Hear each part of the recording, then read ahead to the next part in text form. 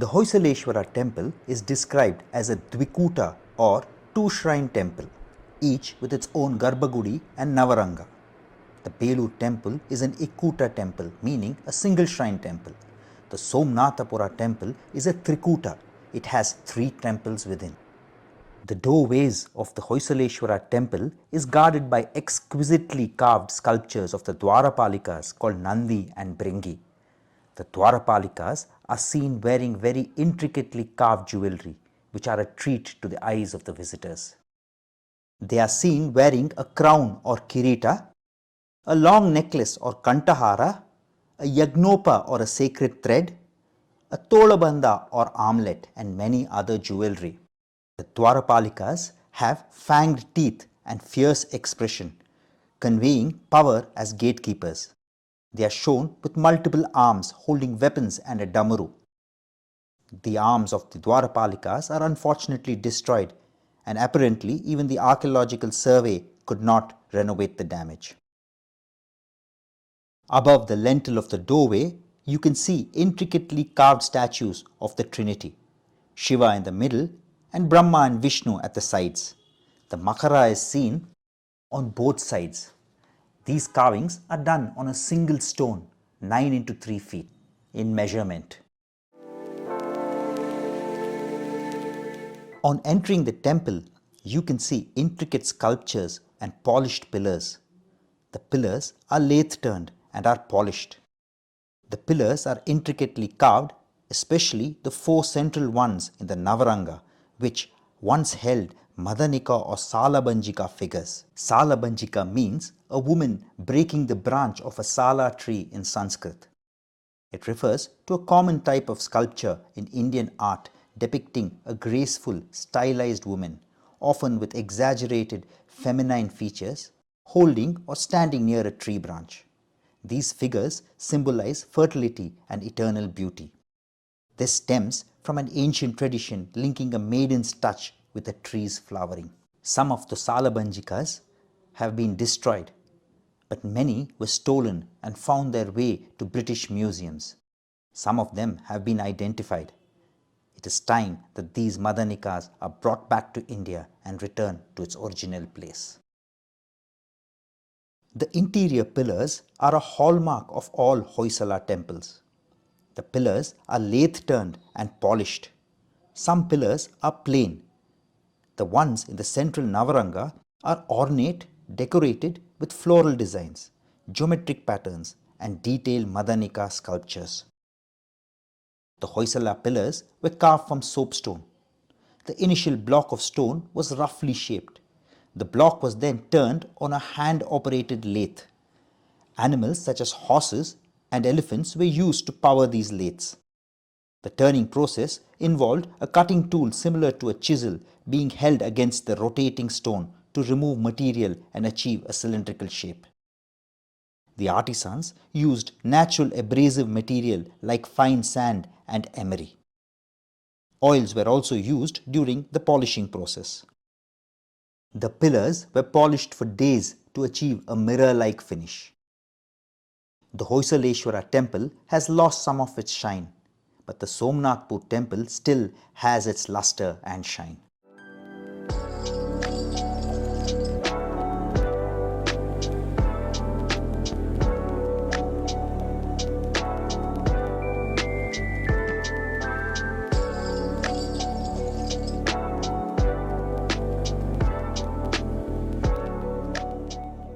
The Navaranga has a raised platform and is opposite to the Garbhagudi.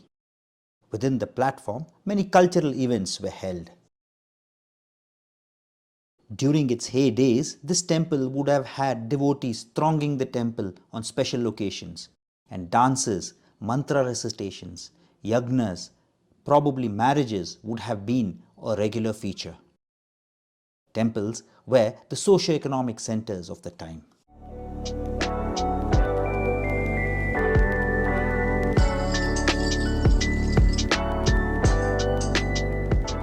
The temple also has smaller shrines within, but the deities are not present in all the shrines.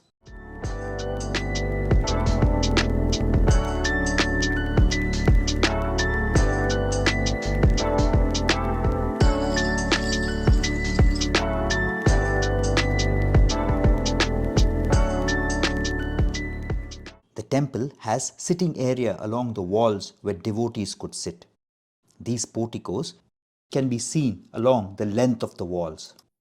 Along the wall, there are windows which have perforations, allowing for air circulation. These pierced stone screens or windows are called jalis.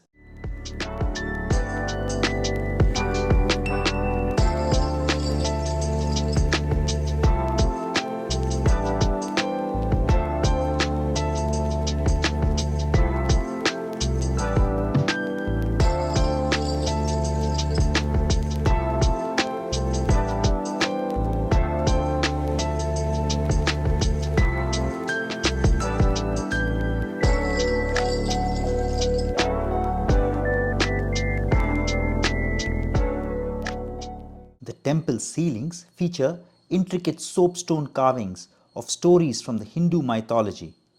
It also has intricately carved floral designs and geometric patterns.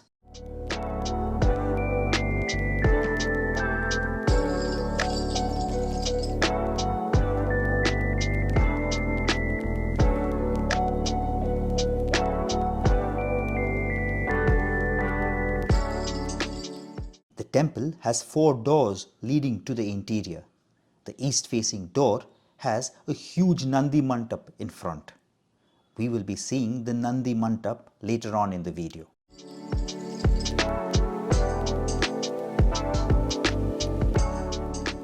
The Hoysaleswara temple, being a Dvikuta, has twin sanctum structures or Garbhagudi, each housing a Shivalinga, one for Hoysaleswara and the other for Shantaleshwara. It is said that the Queen Shantala Devi herself would dance on the Navaranga platform in front of the Garbhagudi. The lingam is worshipped even to this day. Om Ganantva Ganapatikam Havamahe Kavim Kavinam Yeshtarajam Brahmanam Brahmanaspata Shrimannotivisridasadanam Om Shri Mahaganapataye Namaha Om Namo Bhagavate Rudraya Namaste Rudramanyava Utodaishabhe Namaha Namaste Astu Dhanmane Bahubhya Bhutate Namaha Ya Daishu Shivatama Shivam Babhuvate Dhanuho Shiva Sarabhyaya Natavadaya No Rudravridaya Ya Te Rudra Shiva Tano Raghora Papakashini Tayanastanu Vasantamaya Girisandabhijakashihi Yamishum Girisandahaste Vibhashyastave Shivangiritratangurumahigam Se Purusham Jagate Shive Navajasatva Girisachavadamasi Yatha Nasarvamidyagara Yakshmagam Sumana Asate Adyavajadadhivakta Prathamo Daivyo Bhishake Ahegishya Sarva Jambhayan Sarvashchayatu Dhanya Asauyastamro Arunavutamaprasu Mangalaha Ye Demakam Rudra Abhito Dikshushrita Sahasrasho Vaishagam Heda Imahe Asauyo Vasatpatinilagrivo Vilohitaha Udainam Gopa Adrishan Adrishan. An area of the temple wall depicts scenes from the Ramayana. One panel shows Lord Rama killing Vali while he is fighting his brother Sugriva. It shows an arrow piercing Vali's back and Vali turning his head round to see Rama behind the trees. He is also shown clasping Sugriva with his arms. This panel is interesting as the artist seems to have depicted 2 scenes of Ramayana in one panel. He also seems to have taken artistic liberty with this panel. The arrow showing piercing 7 palm trees depicts an event that occurred prior to the killing of Vali, when Rama shoots an arrow to pierce 7 trees to prove his strength to Sugriva and encourage him to fight Vali. Rama killing Vali happens later on in the Kishkinda Kanda of the Ramayana. Rama also justifies why he shoots Vali from behind. Also, there is a controversy if the trees the arrow pierced was a sala tree, the botanical name being Shorea robusta, or a palm tree. There is confusion as some texts mention sala tree and some mention tala or palm tree. The original Valmiki Ramayana uses the term Saptatala Prabhithre in some places, which translates to piercer of the 7 palm trees, and Sala in others, leading to this confusion. The references mentioned show both these versions.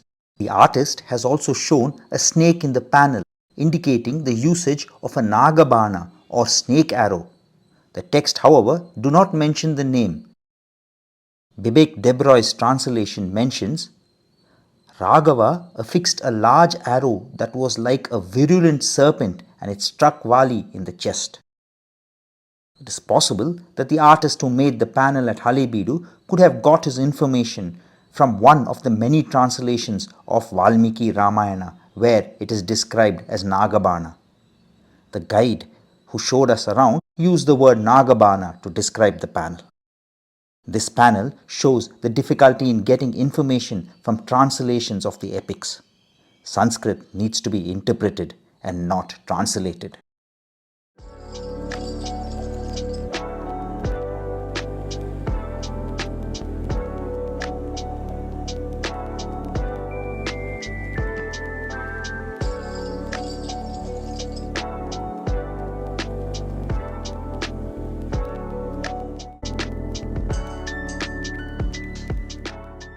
There is a panel from the Ramayana showing Rama giving Hanuman Sita's jewellery before Hanuman goes in search of her. This scene occurs in the Kishkinda Kanda of Valmiki Ramayana. The panel shows Hanuman sitting on the floor receiving the jewellery and other Vanaras behind him. Rama is shown sitting on a raised platform with Lakshmana fanning him using a chamara or a hand fan. You can see the strands of the chamara and it looks very realistic. The walls of the Hoysaleswara temple are adorned with numerous panels from the epics Ramayana and Mahabharata.